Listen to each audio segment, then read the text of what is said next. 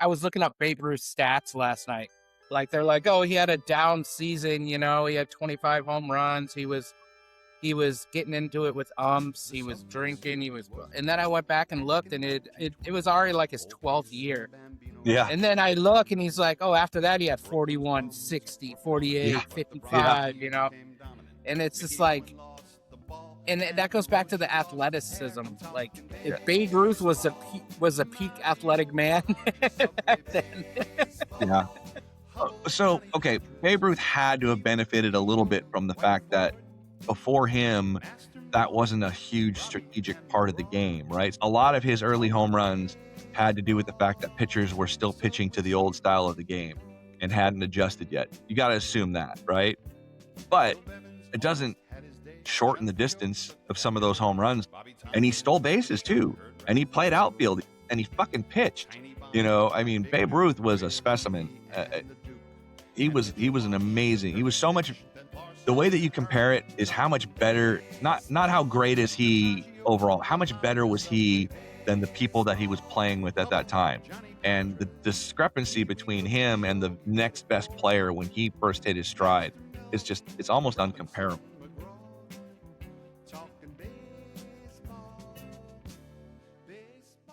Ladies and gentlemen, boys and girls, welcome to the Dad Religion Podcast. I'm Jason. That is Jimbo Slice to my left, world champion bread slinger. Yep. Happy Father's Day to all the dads out there. Happy Father's Day, Jimbo. To you too, my friend. Happy Thank Father's you. Day to you. Yeah, I'm here at my happy place. My happiest place in the world.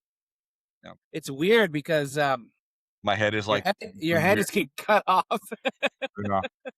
I teleported here is what it is. It's an astral projection. It's not teleportation. I'm like it's like I'm still in my office, but my office is like so cluttered full of boxes and shit that it was embarrassing to put it as my background. So I astral projected myself over here to Dodger Stadium for Father's Day. A little treat for myself. You're not supposed to tell the secrets. All right. Yeah. You're really at Dodger Stadium. I'm at Dodger Stadium, and at this time in the morning, it's a full house because Dodger Stadium is always as crowded at 7 in the morning because that's the time it is here. Today, we'd like to talk about America's pastime. Yay! According to Jim, the greatest sport ever. I will turn things over to him for a little bit this episode because he is way more of a baseball historian than I am. I know a little bit, but I don't know a tenth of what he knows. So, today we're going to talk about baseball on Father's Day. So, Father's Day. Jim, tell me why you love baseball. Why do you love baseball? Why do you love the sport of baseball? Tell me in a minute or less. More or less what? I said in 1 minute or less. 1 minute or less. Oh man, you can't do that to me.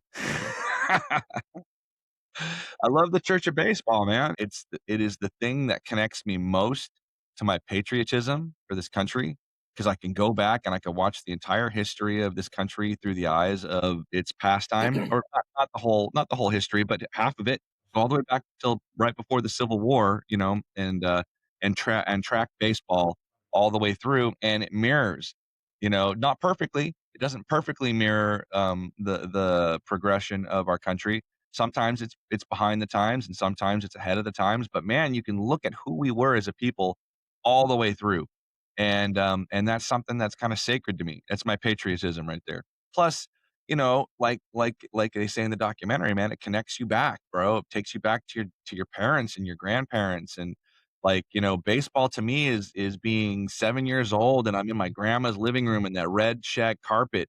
And Dusty Baker hits a home run as a rookie to put us into the World Series. And my grandma like dancing backwards.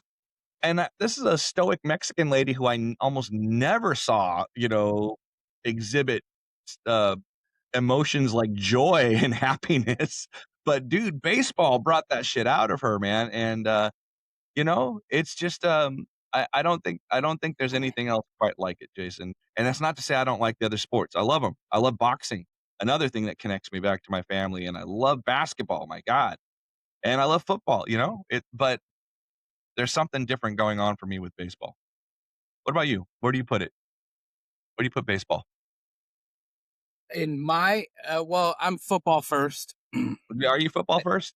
Well, I could see that. Ah, listen, I am a Detroit sports fan no matter what. I'm a guy who Got you. I don't once my team is out of contention and the season's over, I rarely watch playoffs because my team's Yeah. not in it. I know Uh, it's weird, but I can't it just pisses me off. My team's pissed me off a lot. I've gone into baseball and I've loved it for many years and then I just left because I was just sick of the losing and I couldn't give my I couldn't give myself to a team that didn't feel or owners that I didn't feel wanted to win. Watching your team lose 100 games, lose 90 games, barely. Last year, 15-game lead in the division and blow it. yeah. It's disgusting to me. Right now, Right. my team is, well, let's put it this way. The division is so bad. The Padres are 2 games above 500. They're 9 games back of the Dodgers. The Tigers are 12 games below 500, and they're 7.5 games back of Cleveland, who is That two divi games above that 500. division's yours, man. You guys got that. You got Struble pitching again now? Come on, you know what's up. You got this Yeah, unlocked.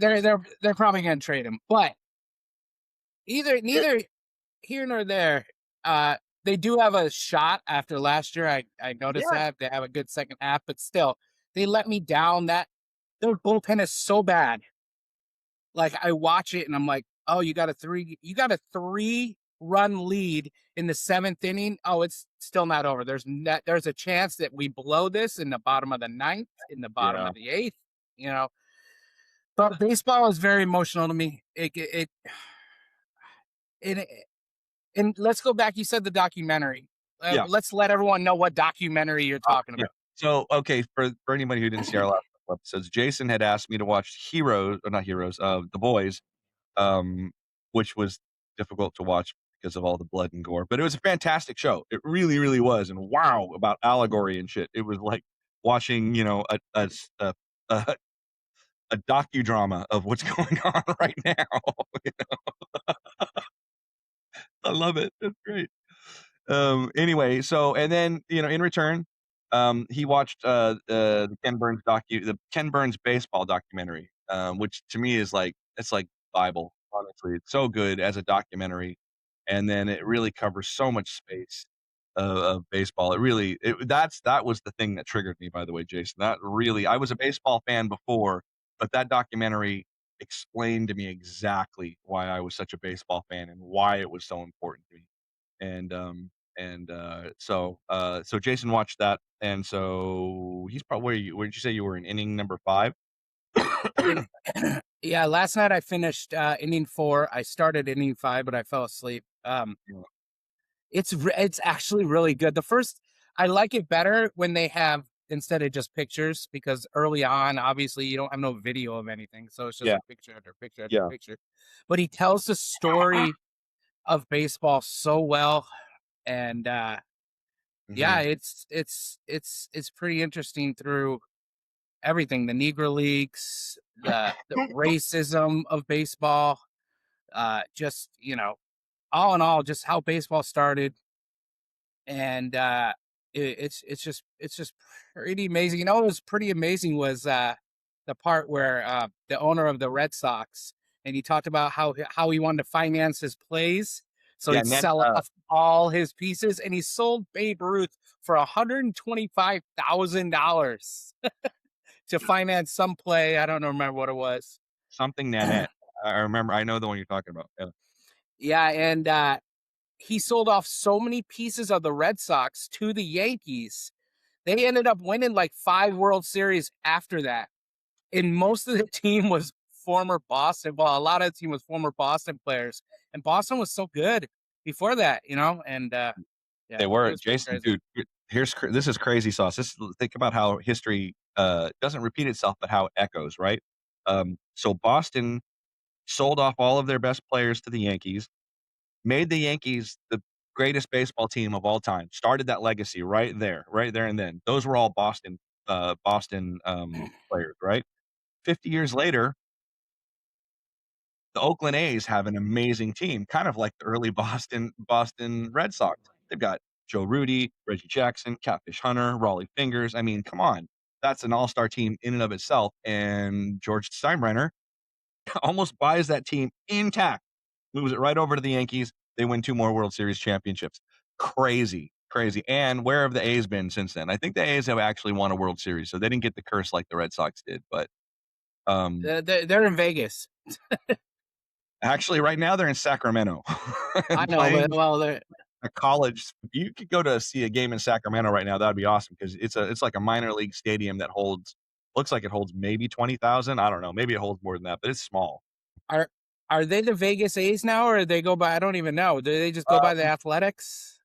yeah, I'm not sure. I'm not sure about that either. I think the stadium opens next year, doesn't it?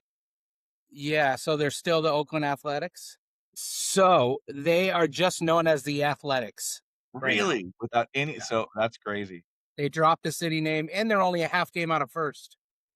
Isn't that is crazy balls too. The documentary, bro, like, you were saying the first season is kinda it's harder to watch because you don't have, like, as much action to watch, right? The one Yeah. thing I do like about that first part is the way they lay the foundation for the fact that baseball is both historical and mythical. And that's what makes it like a religion for me, you know what I'm saying? Because that's how it really religion kind of is. It is mythological and historical, and you gotta find this balance, and so, did the Knickerbockers really sit there and write the rules all out, and did was Abner Doubleday, was he really in Cooperstown, that summer? Did he invent baseball there and then? Like, all of those things that we believe or that we share as part of this story. I mean, some of it you don't know, but kind of doesn't matter. Just the fact that you come up with these stories says something about who you are. It's and I wonder why we don't have that with like football and basketball. Those are also American sports, aren't they? The American football and basketball, we invented those here. Why do they not have the same kind of mythic origins? And I think why are statistics not as important? I think it's well, I think statistics are important, but I really think baseball was the first, America's pastime. It has Yeah, a it has an aura about it, so there's gonna be more about it. Like basketball has its origin. Was it James Naismith invented basketball, and it used to be in like the hoop was the net was just like a wooden bucket or something like that. There's yeah. origins to that. And I mean, No, no, no, yeah. football does too, with its leather helmets back in the day and all that, it's It but does. baseball is the ultimate American sport. Yep, 100%. And I'd like to go back a little bit to that first oh, episode. You talk yep. about the mythological part of it, What the most amazing part of that first inning to me was how they came up with the 90 feet. I know. Like It's if a they would have miracle. if it would have been 100 feet,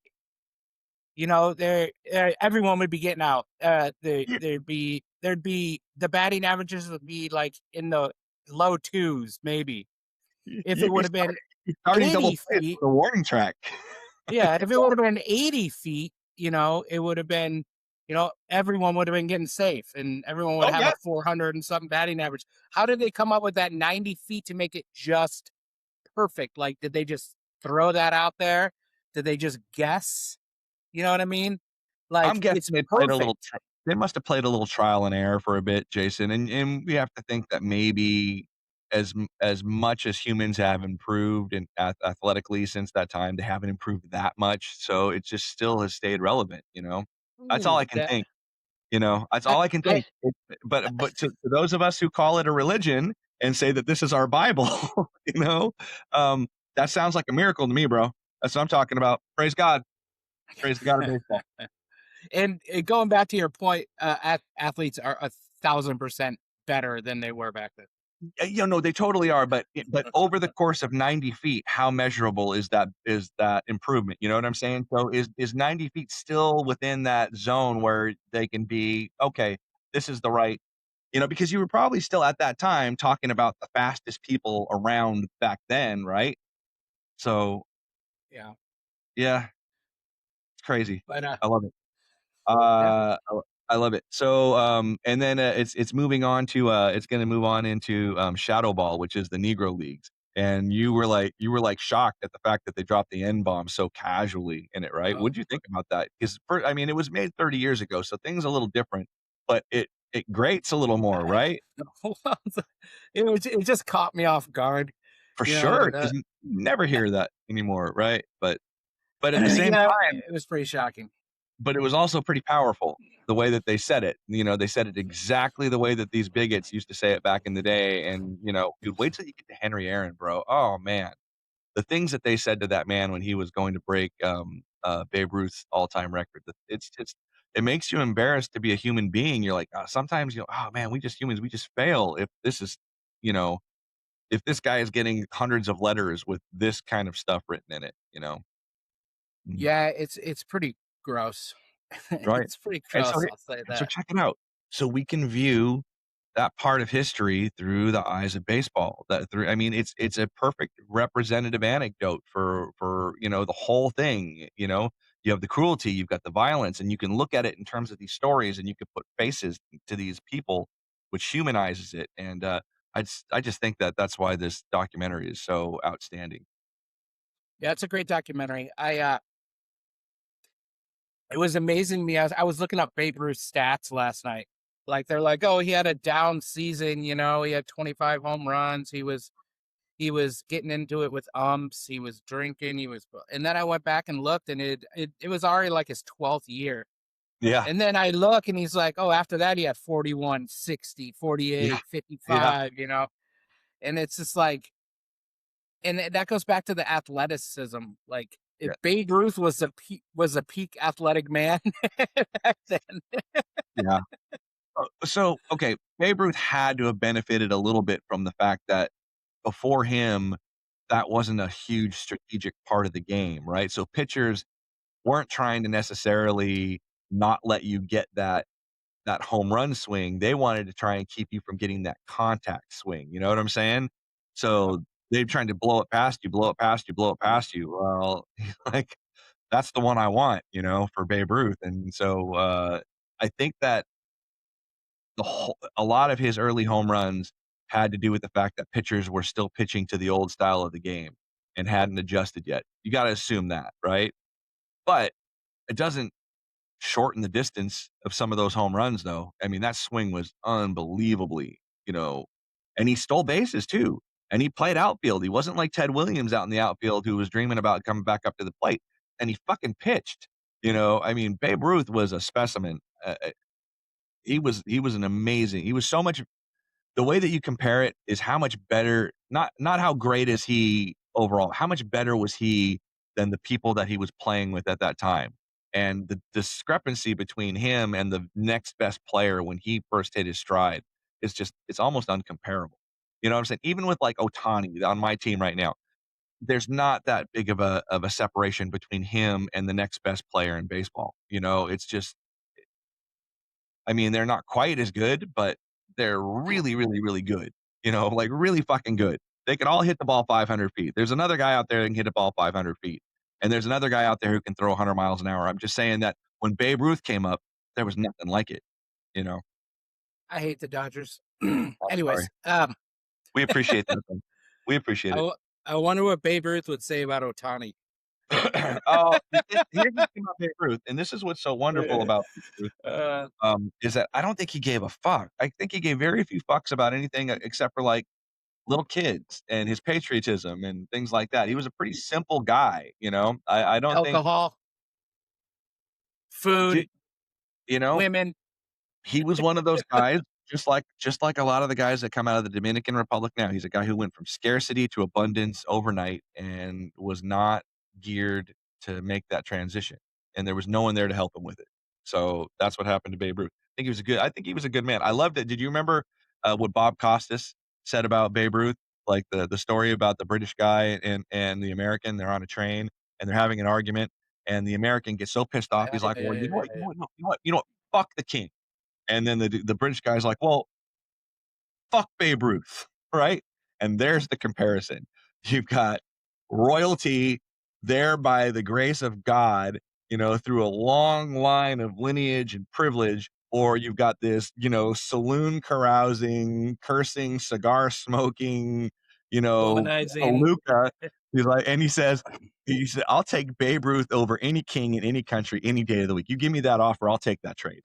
That's awesome, and that's to be an American, and that's what they think is insulting when you can insult an American. I know. I Amen. saw that. That was actually last night. I was watching that. Yeah, What do you think Ty Cobb would say about Otani? he would hate him. He would hate him. He would hate the fact that Asians are allowed to play baseball. He would hate the fact that he hated home runs to begin with. He just wasn't a home run fan. He didn't like that style of baseball. He kind of just hated everybody, dude. The poor guy. You could feel a little sympathy for him if he wasn't such a racist douchebag. But I mean, his own team hated him. So that's where you go with that. Yeah. Yeah. Yeah. What do Cool. you think? What do you think Otani would think about Ty Cobb? Oh, I have no idea. He would I don't think probably he would look at him like, "You are a strange little man, aren't you?" Ty Cobb wasn't that big. I don't think He was as I mean, big as the average. He was probably like 5'10", 5'10". Yeah. 5'9", 170 or something like that. That's what I would guess, just judging by that. So, hey, but before we wrap this up, let's get a little sentimental because, it's Father's Day. And thank you, Jason, for watching that and having this conversation with me. I hope we could talk about this again because I love talking about baseball through this prism. It's such a big thing to me. You know, um, Yeah. Anytime. I think it's a great. I'm gonna finish it. So yeah. um, it's a it's Well, a it's a good when you get doc. when you get to the 10th inning, they're gonna talk about steroids, and they're gonna talk about our generation and the things, and fuck, dude, there's a lot of soul searching that's gonna go on that you have to go through when you watch all that, and the whole thing that's what's so great about it. For me, I've told you I was struggling with, like, my faith, back then, and here comes this episode about Jackie Robinson, and I read his autobiography right then too. I think it was called "I Never Had It Easy." And when you look at this, you have the archetype of an individual putting the sins of the entire nation on his shoulders and just battling it through and literally sacrificing himself his whole life for the betterment of all of us. And I'm like, "What isn't that the same story as Jesus Christ dying on the cross?" It happens over and over again. And when you get to see it with a face, like, I guess the point that I'm trying to make is it brought me back to thinking about the other thing that I didn't wanna think about anymore when I was struggling with religion, and baseball, like, showed it to me right there, and that was my team, and I'm like, "Yeah, I could feel pride about that. That's awesome," and you know, it made me feel a little different. It makes me extremely sentimental, obviously, about it, so let's get sentimental. What was your first baseball game with your dad? You remember it? You must. Yeah. It was I'd say 1992, maybe. Okay, okay. Old Tiger Stadium. Um, Tigers, White Sox. The thing I remember most is meeting Frank Thomas, getting an autograph real quick, and Cecil Crazy. Fielder. Ah, Cecil Field. Jesus. Oh, and Bo Schembechler. Oh, sh He was a GM. He was a GM of the Tigers at the time. Um, You didn't know and you I got. hated him yet. What do you mean? I love him. What are you talking about? My coach. He was Michigan coach for Oh, 20 I'm years. What are you sorry, talking about? I'm sorry, no, man, I'm sorry. You're Bo Schembechler. Sorry about Who'd you that. think I was talking about? I don't know, actually, now that you say it. I think it was the general manager of the Tigers. It was weird that he was the GM of the Tigers. Anyway, I met him in the corridors, and that is, and we went to one more game. And I can't remember it as much, but I remember that one because that was the first one. What was that So stadium like? I saw they used it for that movie 61, I think, as they made it look like Yankee Stadium, but what was it like, that stadium? It was an it older one. was it was old. Yeah. It was old, and it was like leaky, and there was parts of that stadium where you'd have a pole right in your face, you couldn't see anything. Um, it was right in the middle of downtown. Right now they have they tore it down and there's a little league field there, I believe. Oh, that's But there's cool. but the home plate is still there. I believe the bases are still there, Mm. and it's like just like a little league field. But yeah, it was a great stadium. It's all I knew growing up was Tiger Stadium. So So who won that game? I don't remember. Oh, I don't remember. It was so long ago. I don't remember. was Uh, it your whole family? Was it all of you? no, it was me, my brother, and my dad. Me, It, my younger brother, and my dad. uh, he So, was a Tigers fan, obviously. oh yeah, oh, yeah. Yeah. We You're all grew up on this Detroit sports from the time I can remember walking. It was always Detroit sports, and it's always been Detroit sports, no matter what. you're your parents born in Detroit or born in Michigan? Or Yep. they were both from and their parents? How Yes. far back do you have to go before they weren't in Michigan? So you guys are 3, 4 generations in Michigan. Oh, easily. Yeah. So that's yeah, dude. So there you go. So it's connected to your family, you know? It's a great thing about sports. Some people don't get it, and I get that they don't get it, but dude, it is a really cool and important thing, to It you is. know I believe Detroit sports. Like, I get so depressed. Like, let's just say the Lions, they were at the NFC Championship game, and they were up 28-7 or something like that at halftime, and we Yeah. lost. I Mhm. was literally watching that game. I was so depressed. You have no idea. It was so heartbreaking for me. So heartbreaking because I've been waiting my entire life just to see them in a Super Bowl. And we were one half away from being there, up by, I don't know, I think we were up by 17 to the 49ers. And we fucking lost. I cried. I literally had tears. I was so pissed. So I sorry, was Jason. so I didn't talk. Oh, I'm good now. I did not talk to my family for like 3 days, bro. Because being a Detroit sports fan, we've had a lot of great teams. You know, the Red Wings have 11 Stanley Cups. I've seen 3 of them. The Tigers have had some decent teams, not lately, but they've been to the World Series quite a few times. They've won it a few times. The Pistons, I had the bad boy Pistons. You know, I watched them win, and then the one where we fucking murdered the Lakers. There's that one, and That was a massacre. It was horrible. I hated but watching that. the but the Lions have just been the worst fucking franchise Oh, over the last. you've also had Michigan, and Michigan has given you a lot of joy. University of Michigan has been a stellar in the lexicon of sports for you Yeah, guys. when they're not stealing signs, yes, but that's neither They're here nor there. they're doing good in basketball, they're doing good in football. I mean, honestly, you get a lot of joy Yeah, out of that. Yeah, but my dream is to see a Lions even in the Super Bowl, yeah, and it seems like the old saying is, "I'm gonna have the Lions be my pallbearers at my funeral, so they can let me down one more time." Every year, every fucking year, like right now, they're a decent team. They've actually, they changed ownership. The daughter took over and pretty much changed everything. yeah, But every fucking year, I drink the fucking blue Kool-Aid and I get yeah. all hyped up. And then by the end of the year, I'm like, I'm fucking done. I'm not fucking watching this shit anymore. And then the draft comes around and I'm fucking reeled right back in Blue every Kool-Aid. year. Oh my Blue Kool-Aid. God, dude. It happens with every team I Yep. love. The human So brain can't remember pain. That's why women have more than one child. It doesn't it can't recreate. I mean, you can be like, "Oh, I remember that hurt," but you can't remember the experience of it. You can't recreate it until it's there again. So that's that's why you do it every year. Your brain doesn't allow you to remember how much it hurt. so let's do this. Tell me about your something from your dad and your first game or a game, and then we can end with you giving us a monologue from Ken Burns baseball. We can All right, move out okay. with that. That's fair enough because that's a beautiful monologue. Okay, so my first baseball game was at, Oakland Memorial Coliseum. Oakland A's versus the California Angels. I was really little. I was probably like 3 years old. All I remember is that I was cold. But, that would have been Reggie Jackson, Joe Rudy, that great stellar team. Um, after that, I think I went to a couple of Angel games with my stepdad and with our baseball team.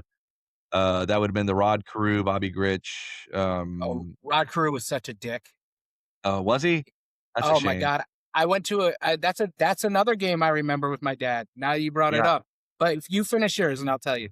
Uh, the first memorable baseball game was with my mom and my stepdad, and it was at Dodger Stadium. We had great seats right behind home plate. Dodgers versus Cubs. 2-2 tie going into the ninth inning. Manny Mota got his career pinch hit that day. He came up with I think with 2 outs and got a pinch hit that made him the all-time record holder.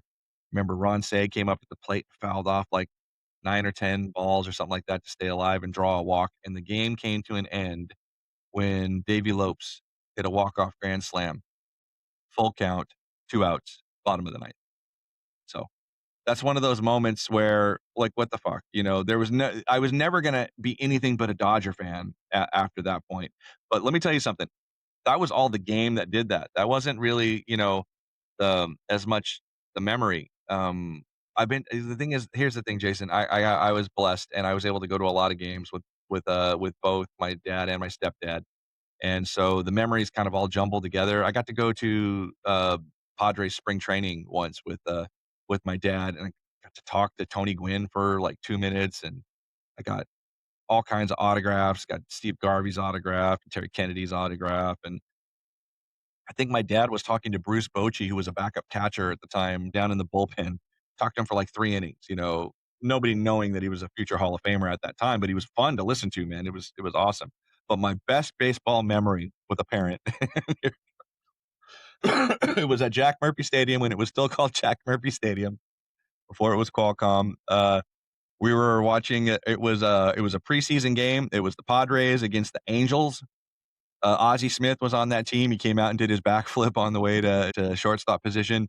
There's these dudes behind us, and back then they had this offer at Jack Murphy Stadium where you could bring any container, and they'll fill it with beer for you, right, for $2.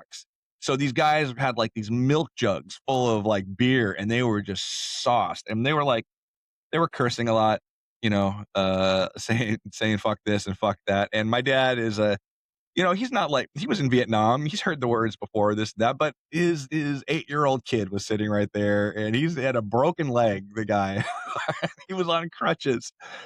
And he turned around at one point to these like long-haired drunk assholes who were, couldn't watch their mouth. And he said, listen, if you say that word one more time, I'm going to shove this crutch up your ass. The dude went silent and turned pale. And I think they came back and like maybe brought me a Coke or something like that. There was this apologetic. That's my that's my most dominant parent baseball memory. Most of the time I pay attention to the game, so I don't really have and I've been to quite a few. Like when we lived in South Pasadena, my roommate's mom worked at Dodger Stadium. I think I went to like 18 games one season, just going and sitting and watching. I was able to go and watch a few innings if I wanted to, that kind of thing. So that's it for me. That's it. The legend of Ken Schneider. Oh, dude, it was an epic moment. It was an epic, epic moment. The dude was in crutches. He was in flip flops. It's funny. Yeah, Rod Carew. Another game I went to real Tell me. quick is Yeah, tell me about Rod Carew. was Angels Tigers. Rod Carew was a bench coach, I believe, and me and my brother went down to try to get his autograph. And he Uh, literally, we were at the side of the dugout, and he was sitting down like 3 feet away. Like we had to look around and we could see him. And we kept asking him, "Can we get your auto?" He just ignored us the entire time. Giggly, And beautiful. this is pregame. He was just sitting there, would not sign our autographs.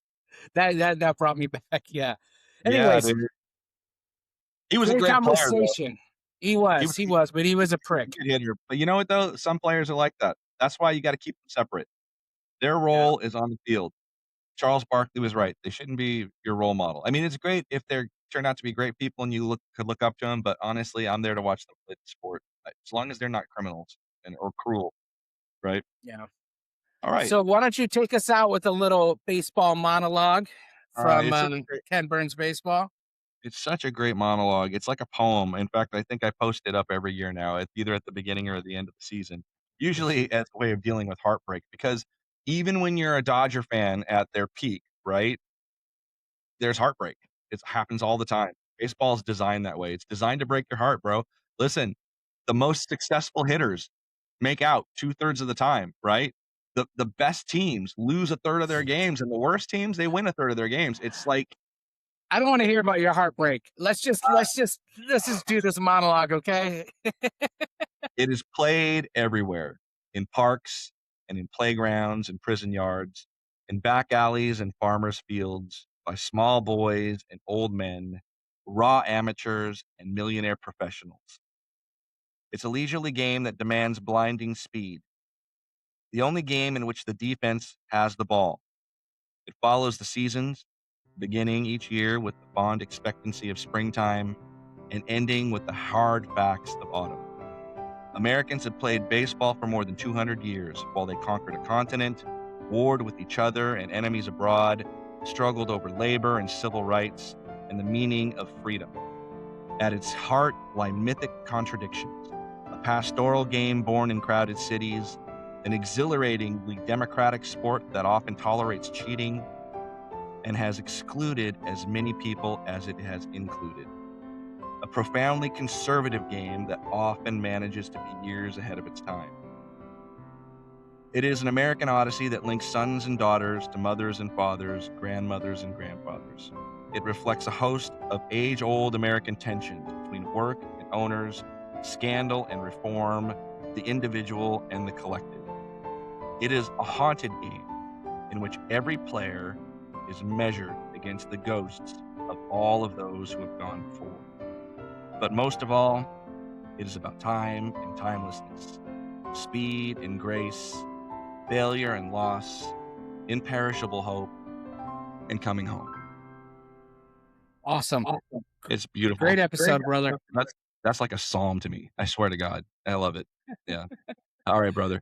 It was a great episode. Hey, have a happy Father's Day. My kids are about to cook for me, which is awesome because they've learned how to cook, and I'm going to eat good food. I hope you have a great one, that they take care of you, bro. Same to you, brother. I appreciate it. Thank you. Happy Father's Day, everyone. Everyone, hey guys, I'm gonna actually try and get this one up this morning. See if I can get this edited and up in action. Good luck. Actually, on the day, that'd be a trip. Happy Father's Day, brother. Peace out. And you're the man. We'll talk to you later. I'm talking baseball, DiMaggio, Gil Hodges, Subway baseball, Hubble, Johnny Padres, Pee Wee Cookie.